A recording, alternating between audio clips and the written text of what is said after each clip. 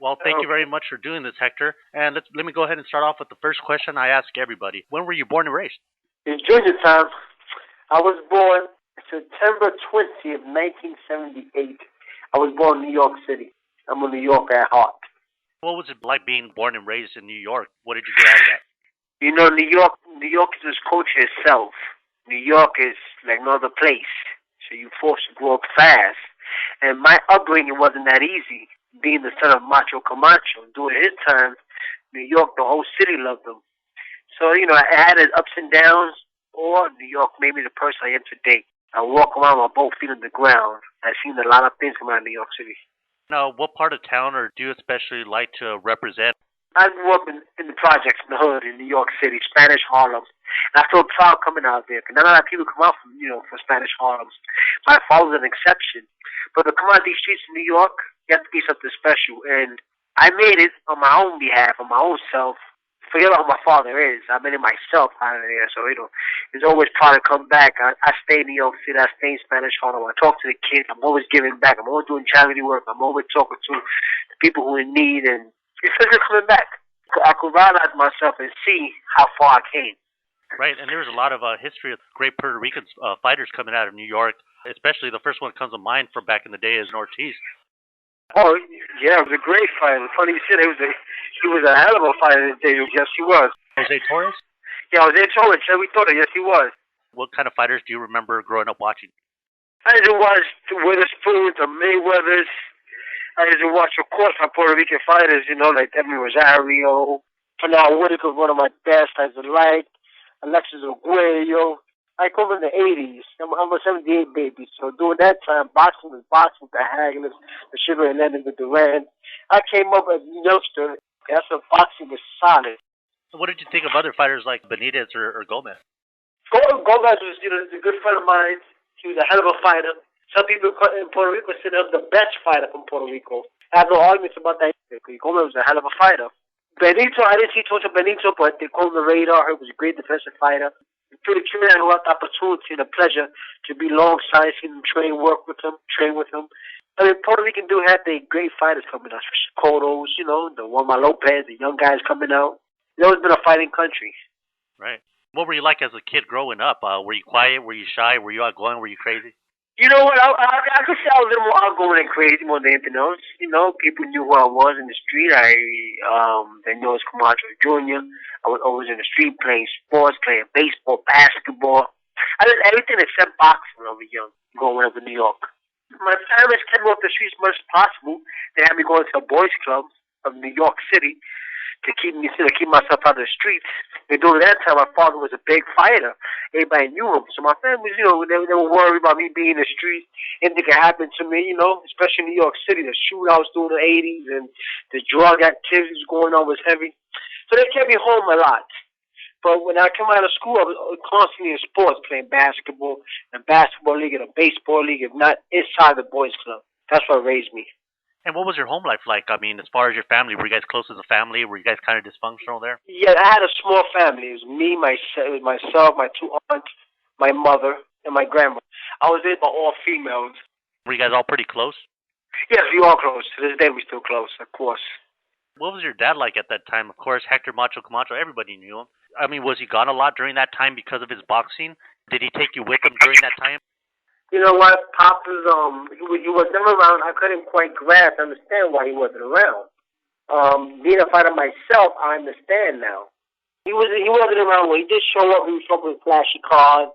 I knew he was around, but it'd be a massive crowd of people around him. Up there go my father. Oh, the music playing real loud, come out the car. There go my father. So I was one of the young kids who look out the window.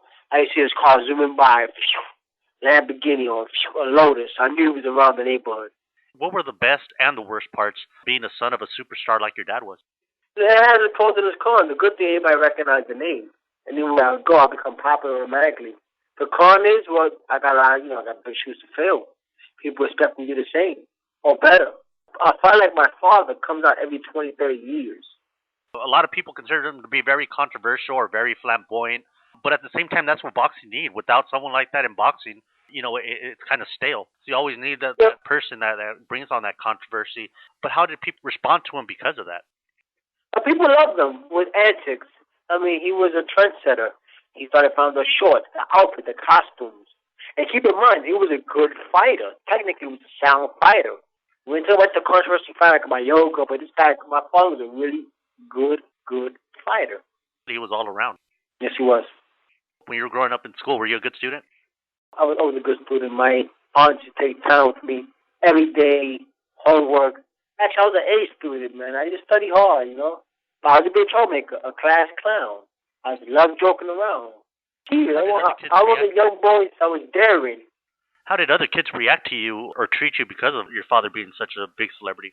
You know, when I was younger, when I first started school, I used to always say my name was Louis Camacho. I didn't want nobody knowing I was Hector Camacho Jr. My family, my aunt especially, my grandmother, kept it a secret. They didn't want nobody knowing who my father was. Because, you know, for one, the streets are crazy, that is Camacho Jr. They think we got money, hold up against robbed. Or two, because we lived in the projects. My father was on TV making millions. We were living in pissy hallways in New York City. I saw that video you put on Facebook earlier, and he went in, and I think the announcers were saying something like it was an $8,000 robe or something he walked in with. Yeah, he did. You know what's funny about that story, too? The night before, I was about 8 years old. He woke me up. Papi, he called me Papi. Papi, look at my outfit. He showed me the outfit. Wow. I was impressed. I was amazed. Wow. He said, you ready for your outfit? I said, yeah, I know an outfit. He showed me my outfit. And when I seen that outfit, I said, WTF. I thought my outfit was going to be like yours, Flash. He got my Statue of Liberty outfit. I thought it was hilarious. I was pissed at that time. I wanted his outfit. His outfit looked real nice, flamboyant. He wanted me dressed up as Statue of Liberty. That memory never leaves my mind, never. Did he take you out a lot, like to the gyms or to his fights and stuff like that? You know what? When summertime came, I spent the whole summer with my father. I had to fly out to wherever he's at, California, Florida. And we just spent the whole summer together. And I would not box, but I would see him box. But he would go home and go to sleep. I would go to the gym because he had a gym. He had a training camp with the gym inside. I would go when nobody's home, when nobody's around. I'll go inside the gym, put the gloves on. I'll wear a uniform sometimes, outfit. I wear his trunks, I wear his boots. And I would shower myself back upstairs and put his outfit back in the closet. I won't get in trouble. Real quiet and put his outfit right back. I had to wear all his outfits and go outside to the boxing gym and box. And go back upstairs and hang him up. And Hector, you seem like you love your father so much, and you talk so nicely about him. Is there anything you would have changed, like have him home more often, where you kind of look back and get sad about sometimes? I mean, of course, as a son, you know, any son with their father around, it's painful to have your father around. But he did try. He did make his phone calls. You know, not too much, but often he made his phone calls. He would fly me out. I had none of the great memories of my father. I wish he was around me a lot more. I wish he was around me since I was small. I wish he was around my boxing career. I would have right now, if he had been around me, I'd probably be a 4 or 5 time world champion if he was around me. But things happened, and him not being around me made me the person who I am to this day. So, you know, I never say things happen for a reason. God knows, Allah knows what he's doing. Allah knows why things happen. And, you know, I'm content. I have nothing against my father but love. I have the memories that he ever given me. He loved you so much, and he's, bring you around, and I'm sure those are moments that you cherish and you take with you forever, you know? Yes. I mean, when I was small, I had it all. Not at home in New York City. When I go to the training camps, I have my own car, go-kart, have my own little things. It was fun. Because anybody could say, wow, I went to Las Vegas and my father performed. Or wow, I hanged in Don King's house. Or wow, I hanged out with Cindy Lauper. Or wow, I hanged out with Madonna. You know, all those experiences I lived. I even went around for the orgies. I just seen girls come out naked from the room. I used to be that little kid, 8 years old. Seen girls naked walking around. I was in heaven, 8 years old. And I wouldn't cover my eyes at 8 years old. I would not cover my eyes. I would stay watching my mouth open like, wow. I grew up fast. Well, do you think all that made you grow up quicker because of all that stuff you were exposed to? Yes. And you know what? That makes me the man I am today. I'm a faithful. Well, I'm not with nobody right now, but I was with my ex-wife for 11 years. I was faithful. I'm a faithful person, loyal person. I seen it so much when I was young. Man, I tell you, man, people say, come on, so why you gotta become champion? Man, I done it all when I was young. Man, if you had seen the girl I bang, you could not blame me. I had it all. I had it all when I was young. And I mean, I started off my career with a bang. I was signed by HBO at the age of 20. An HBO contract, a 3-fight deal. You know, everything was coming so fast to me, but easy. I wasn't training as hard for a fight and win because my talent alone. I partied my butt off when I was young. by the time you were 18, I bet you had seen, like you said, so many celebrities, been around so many boxers, been around what it's like to have all these luxuries and all this money and fame and all that. You were around that all your life. By the time you were 18, nothing was new to you, I bet. Nothing was new. And you know what? That made me the person I am today. Because I'm not one. See the camera? I want to be on TV. I shy away from those things. I've been there. I've seen the leeches. I've seen the girls. I've seen the gold diggers. I've seen the Mercedes Benz. I've seen the Lamborghinis. I've seen the money. Now, my father made, my father making over 3-4 million a fight. I made my share of money when I was coming up. So all that did for me was made me a better person. I was never partying once I hit the age of 21. I stopped everything. I've seen a lot at my young age. I have done a lot. I always had sex when I was 11 years old. I mean, I grew up fast. I'm going to pass things to other kids who's growing up. You've seen those young celebrities that were celebrities as kids. They grow up by the time they're older, and they're just like a mess, in and out of rehabs, and they're even committed suicide, So it's kind of hard to be able to withstand something like that. Yes, yes. And you know what, man? I would tell myself, I come back to New York at time, I'll go to the hood where I grew up at. And that makes me the person I am, saying that I would never want to come back to this. It would be a disgrace ever come back to this.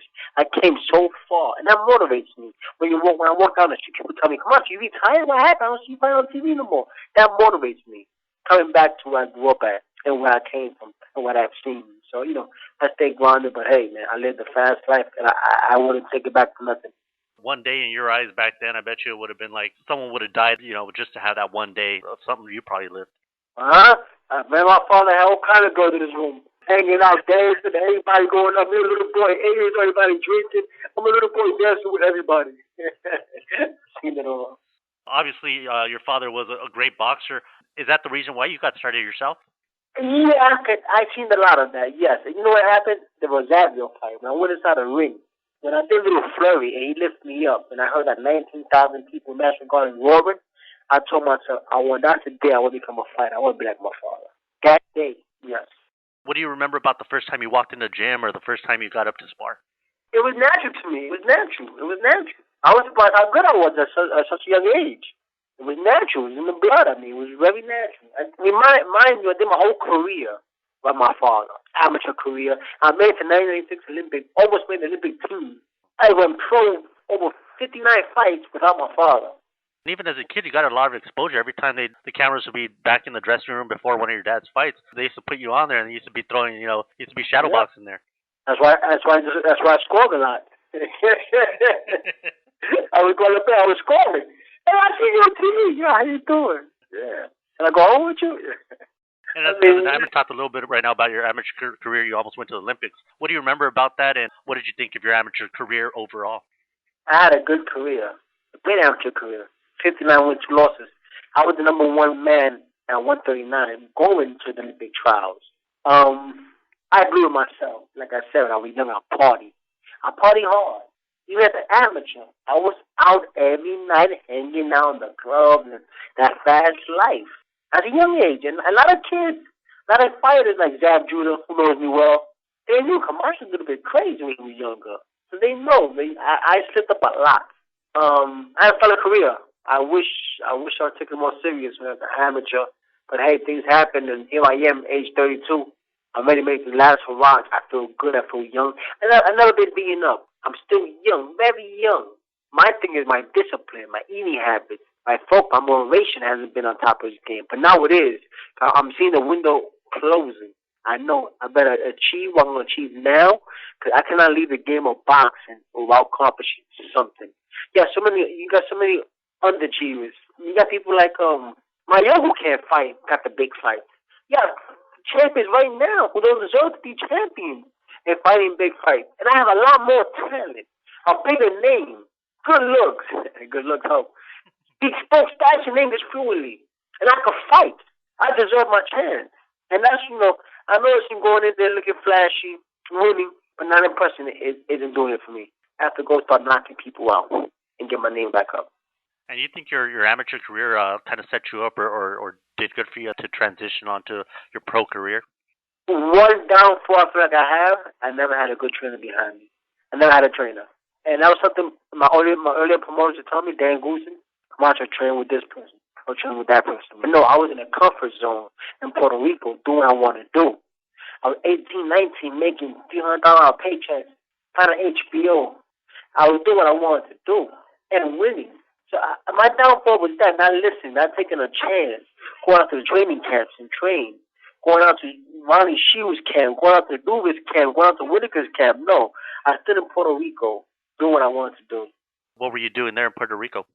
Living life. I was training, but living life. I wasn't having the right spot I'm supposed to.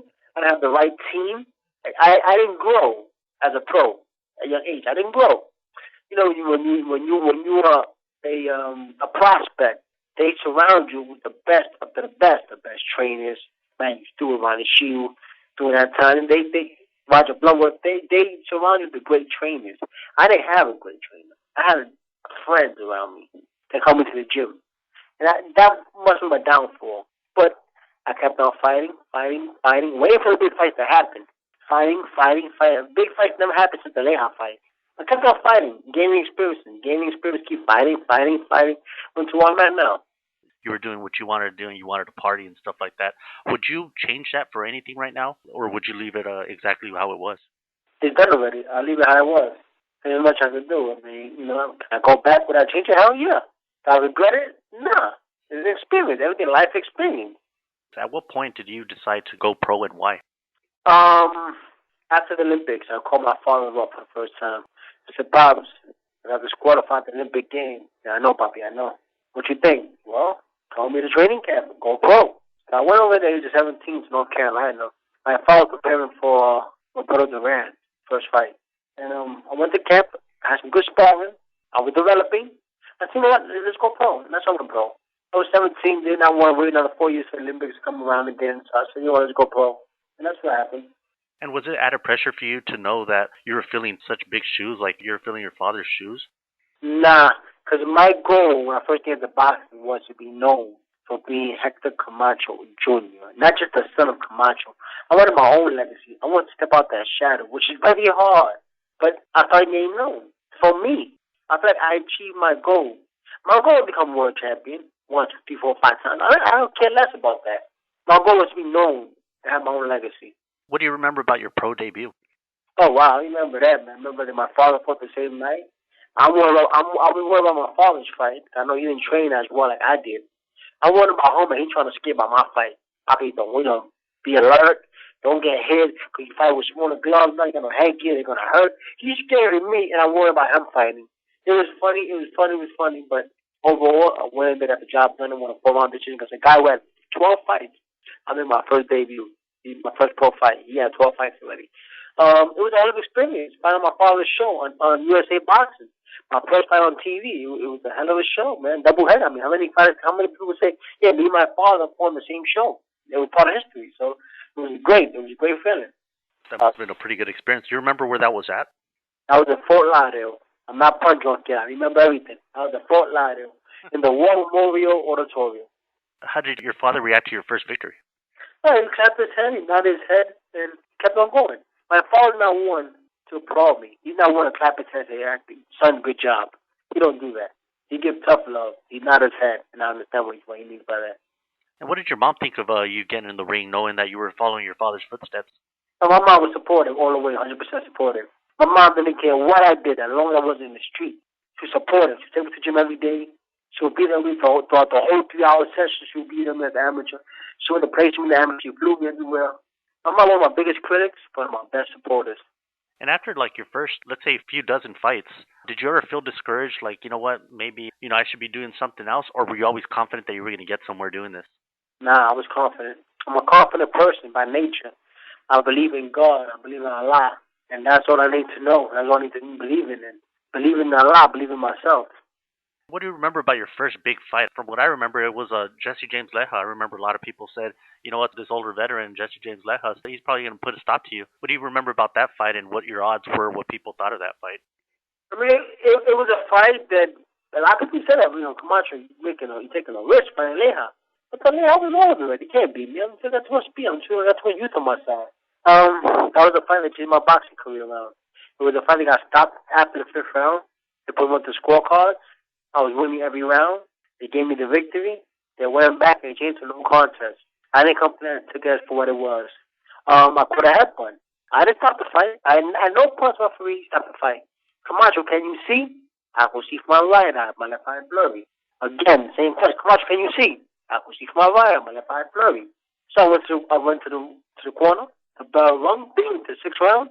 Got the action again. Well, are you okay? I can see from my right eye. They stopped the fight. I called bad rep on that. People said, well, Camacho got paid $500,000. He grabbed the money and ran. Could be true. Could be true. Could be not true.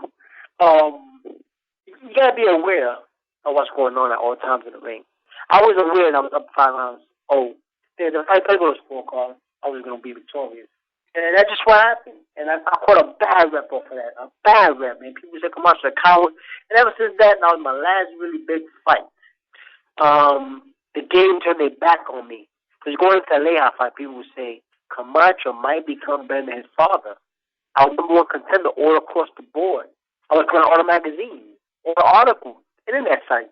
I was going to be the next Latino star in boxing. That fight happened, the whole boxing turned their back on me. I was disgusted with that. I should have known better watching my father's career, how they bashed him. After having a stellar career, they bashed him. So I said, you know what, man, I'm different. It will never happen to me. And after that fight, they turned me back. I was disgusted with boxing after that. And that's when became the problems. I was getting paid $500,000 to come back and fight for $20,000, $15,000. I didn't want to train no more. I don't want to fight. I got paid $500,000. I'm going to fight for 15 grand. Hell no, I'm not going to train. And that's when the overweight came in, going to fight 14 pounds overweight, 10 pounds overweight. That's when my career took a turn. Watching your father's career and knowing how boxing can be as far as politics and you know the story. Yeah. Did you finally realize that at that day, that fight? Yeah. Gotta tell you, man, walking into that fight, man, people were saying Camacho the next Latino superstar. He mean better than his father. Man, we was on the table talking about a $1.6 million fight with Gaddy. Oscar De La Hoya's name came out to fight me. Out of his camp, somebody approached me saying, yeah, Oscar, looking at you next. We were talking big money. I was there on the brink. Me and that Leija win, I was on the brink of stardom. And just like that, boxing turned it back on me. I still walk in these streets to this day. People haven't seen me fight on TV. They're Camacho. Yeah, huh? Your last time was Leija? That long ago. I ought to remember. To this day, we speak to promoters. They talk about the Leija fight. Who would you blame for not helping you out from, let's say, that no contest or whatever it might have been there with Leija? Who would you blame that? Would it be your PR guy? Would it be your management? Would it be your promoter that didn't pick you up or help you get back up? Because like you said, if you would have had a chance with Oscar, I mean, just knowing that it would have been, you know, the rivalry, of course, Mexican, Puerto Rican, and that sells, that you would think would market itself. Whose fault would it have been to not do something like that or make something of it? I like to say promotions. My promotion team. My promoter at the time. It was so funny that after that fight, that's when Dan Goosen broke away from Matt Tinley. He left America Presents and started his own company, Goosen Boxing, Goosen Tutor. A lot of things going on behind the doors that, you know, that I wasn't aware of, and things happened, and I don't know what happened after that. But I blame it on the promotion people. If anybody was to help me out, it was my promotions who helped me out. Meaning that they should have their PR person and really turn things around for me in my favor, but they didn't do so.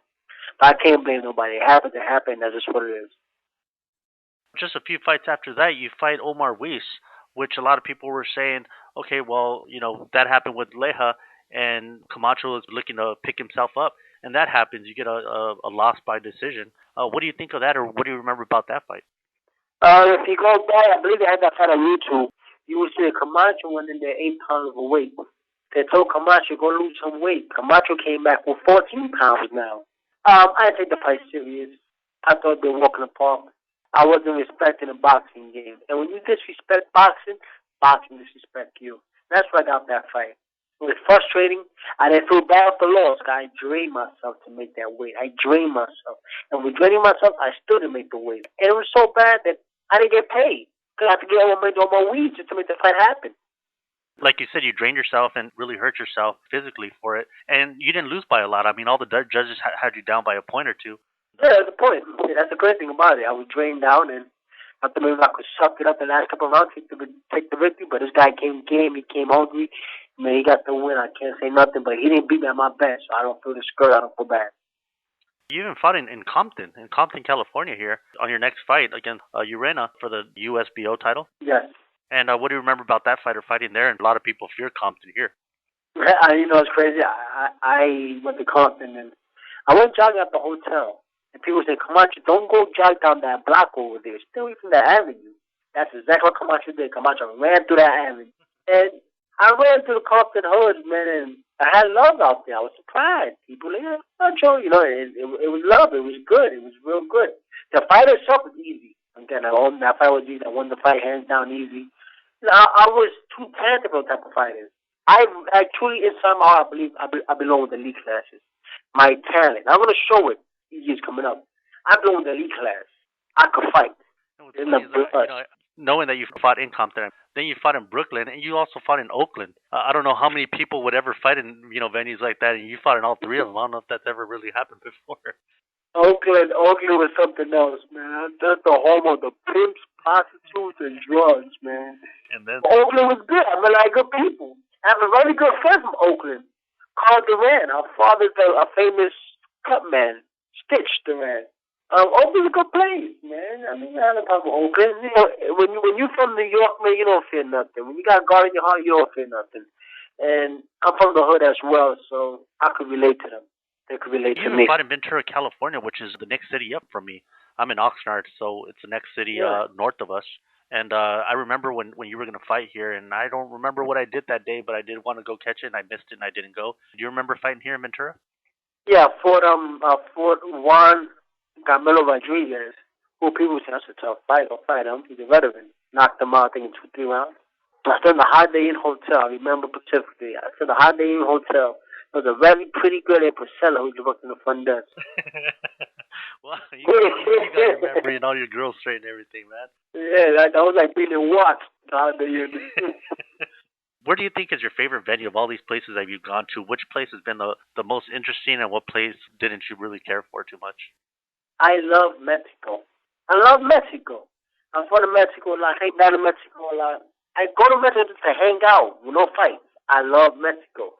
They fans are the best. They're gonna let you know exactly how you doing. If you ain't fighting, they're gonna boo, they're gonna F you, they're gonna curse you. But if you're doing well, they will love you. And I was pleasantly surprised that in Mexico, they love me out there. They accepted me. They embraced me out there. Last 2 times I fought, they embraced me. And, good boxing fan.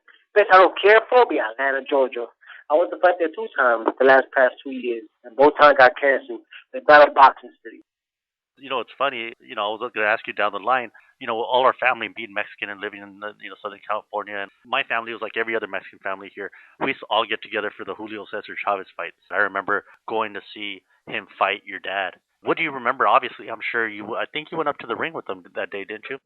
Yes, I did. That's why I want to beat. I just want to beat his son's ass to this day. I want to get Chavez Jr. to this day.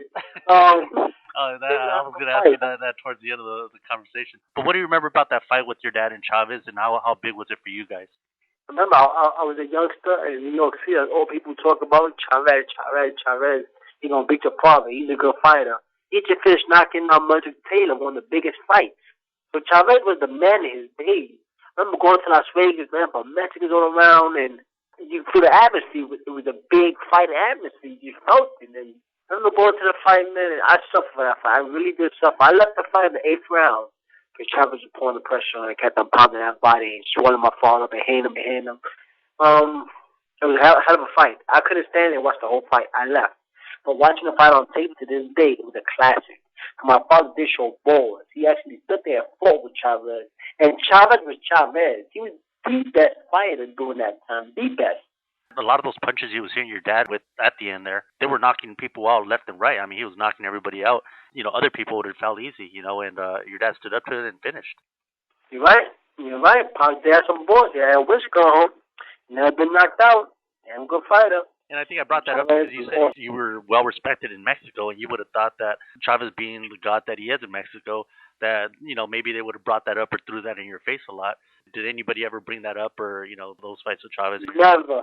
People always talk about wanting to fight Junior, and it so happened that some people, not all, some in Mexico say Chavez Junior is a popillo, a rich kid. He grew up with money. He don't know what it is to pass hunger. He don't know what it is to work. He's a popillo.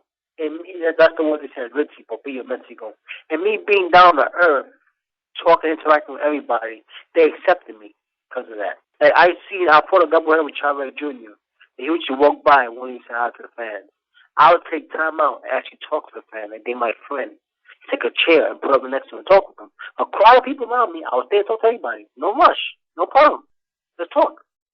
Have you ever approached something like that, or have you ever talked to your management about getting that fight with Chavez Jr.? Because just the two names together, because of the past and history, I just getting tried. both your names together, like let's on a poster, on a banner, you would Yeah. think it'd market itself and it would sell itself. Have you ever pushed to get that done? We tried. Top Rank don't want it. I tried the last past 2 years. I even did a double header with him. Drew Trampler seen me fight in Mexico and told Bob Adam in front of me. No, I don't know. Not yet. He can't beat Camacho yet. And they let it know. The next year came by, they never called me. I mean, they don't want to come against me. I don't know why either, because the kid has improved a whole bunch. He fighting Peter Manfredo. Nobody cares about that fight. But I mean, Top Rank just want to milk him. I think it'll be a huge fight. A fight that boxing needs, me and Chavez Jr. Boxing needs that name recognition to attract the outside boxing fans. Not the hardcore boxing fans, the streets, the boxing fans. The fans that left boxing went to MMA. Because there's nothing no excitement in boxing. They got these no-name fighters, the Kirkland, the Golden. Nobody cares for those people. They're not exciting. They may be excited to us boxing fanatics, but the boxing public outside, they're not attractive. Nobody cares about them. And what about Canelo Alvarez? What do you think of him, and would you ever approach him for a fight? I love that fight. That's a kid that's growing fast, a young kid. I would say, let me get him now, and 2 or 3 years from now. In 2 or 3 years, that he'll be a monster. But right now, the perfect time for me to grab him. I think he's a good fighter. So he's a damn good fighter. Where do you think your strengths are as far as a boxer? I have speed, good reflexes, good power when I make that weight. Experience now. Hungry again. I think I'm there. I believe I have the package. I just need the opportunity one more time. One more time, and I will not let it go. And how are you feeling right now as far as like while you're in the ring? Do you feel solid? I mean, I'm okay. I'm taking my training lightly right now. We still got about 2 months left, 2 months and a half, so I'm not rushing. But I feel good. I feel good, real good. I'm in the gym every day. What do you think overall, like with your father's career? How proud of you are of his career? I wouldn't recommend him come back until stay home. But hey, his career was splendid, and one of the best boxing careers that I could recall. I was there live. I seen it all. When he retires, he going to the Hall of Fame, that's for sure. I think he's been one of the top 25 fighters of all time. At least top 30, top 40. Easily, I think he's going to make the Hall of Fame easily. That's without a doubt. Yeah, easily. That's a great accomplishment. And to say my father, Hall of Famer, man, I'm proud of him. And once it's all said and done, Hector, how do you want Hector Camacho Jr. to be remembered? That's what I'm working for right now. To be a good fighter, he didn't come up by his father's shoes. He didn't come up being Camacho Jr., living off his father's name. I want to build my own legacy, and that's what I plan to do. And for all your fellow Boricuas there, how important is it for you to represent your Boricua nationality? Mi gente cuenta conmigo, yo voy a regresar, es un prometa. Te prometo yo voy a regresar. So Puerto Rican people, I promise you I'll return. I gotta put the name up in high. I represent you every time I go in the ring. I'm Puerto Rican. I gotta represent you guys.